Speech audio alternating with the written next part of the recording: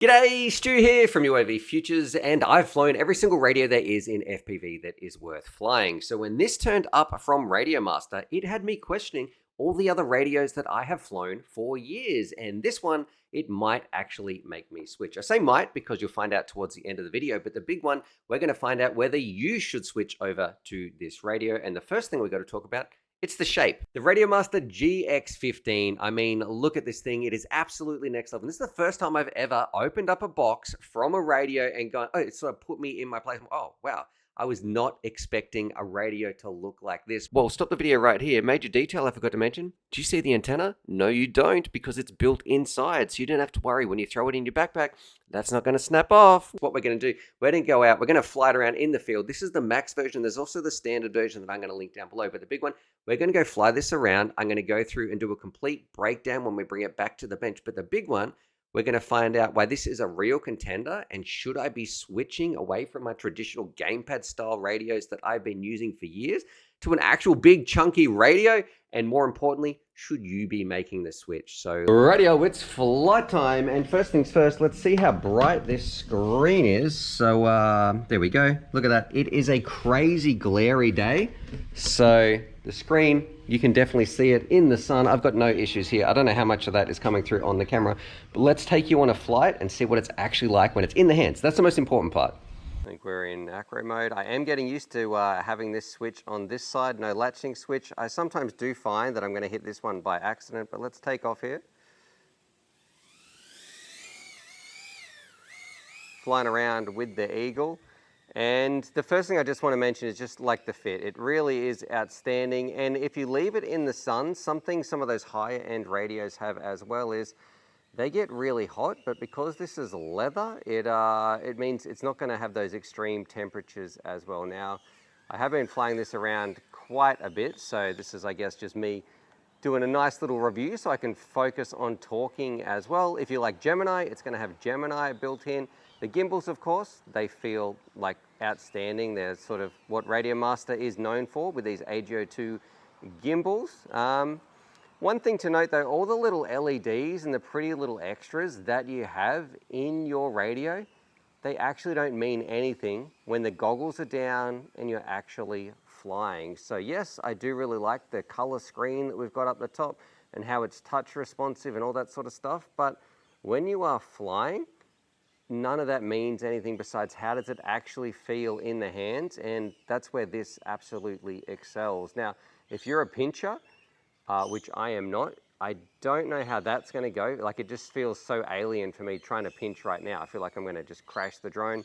I don't know how that's going to go, especially if you've got some of the larger hands like Stickman Steve. The weight feels nice as well. This might be one of the first radios where I consider using a neck strap as well, mainly because I just don't want to drop it, and that's where the durability of some of these things come in, where these switches on the back here, they're going to snap off as well. It's not going to be as robust as some of the other ones out there, but overall, it feels incredible in the hands. That's what I want to talk about, where yes, you've got Gemini, yes, you can do some long ranges, yes, it does look really pretty, but the big part of it, when you are actually flying, what is it like in the hands? And for me, as somebody who is just like a thumbing pilot, I am so impressed that, especially coming from like that gamepad style, which tends to be my favorite, this is just ticking so many boxes. Anyway, what I'm going to do, I'm going to bring it in because there's a couple of things on the bench that I want to show you that make this special as well. So let's bring it in and jump over to the bench. So with those flights out of the way, let me just tell you what I like about this radio. Am I going to be switching in the future? And most importantly, go through some of the features so you can decide, hey, I know it looked like it was flying well, but is this going to be the radio for me in the future? Now, the first thing to talk about, you would have heard me briefly mention about it while I was actually flying around, are the gimbals. They are just such nice gimbals to fly around with. The AGO2s are kind of like the gold standard when it comes to FPV. The big one for me, though, it is actually the shape. The way that this fits in my hands as a thumbing pilot who usually uses things like the Radiomaster Pocket, those gamepad style radios. This, I don't know if it's like these little, like the perfect size here and the spacing. It just fits, it's incredibly ergonomic. I do like the color big bright screen at the top. It was no problems to have a look at that. Of course, the LEDs, everything looks incredible. And I think for a lot of people, they are going to like this if they are also looking at getting into some other models. Things like fixed wings, where you've got all these other switches and dials and those sorts of things. These little parts on the back, like this RS RS switch that we've got right here. There is so many switches on here, but you don't need them all when it comes to FPV. This scroll wheel has taken me a little bit to get used to. I'm much used to the traditional one that we have on the Pocket and say like the TX16. I should also mention it's got like a gyroscope function for people who are interested in that. Like just another cool feature that I'm not personally going to use, but if you like to wave your radio around and have some response, it's got a built-in gyro. But all in all, it's an absolutely incredible radio. I really like it. The only part that I would absolutely love is if up here, I could switch this out for a latching switch. And to be honest, I'm probably going to take some of these switches out because I don't use them all. And I think this, if you drop your radio, it's not going to be as robust. This is going to snap off. I have some problems in the past where I've snapped off these big switches, but I've never snapped off a little latching switch or anything like that you can simply press in and out. So that is the only thing that I would like to change, would be to maybe put in a latching switch here and there. If you're flying around fixed wing and also drones, you're going to love this. And now the big one, it is about the price, and ultimately, should you get it? Because the Radiomaster GX15 is an incredible radio, and here is a crazy hot take. This is not something I usually say. Is this an expensive radio? No. Is it expensive compared to other Radiomaster radios? Yes. So I think for everything that you get in here, it is crazy that we have a radio with so much functionality, but it is going to be more expensive than the ones that we used to. We're kind of like spoiled price-wise. Like if you compare this to some other brands out there that are not Radiomaster, they're like 3, 4, some radios are thousands of dollars. It is crazy the functionality that we have here in the GX15, but the big one, should you get it? And this is where you need to think very carefully.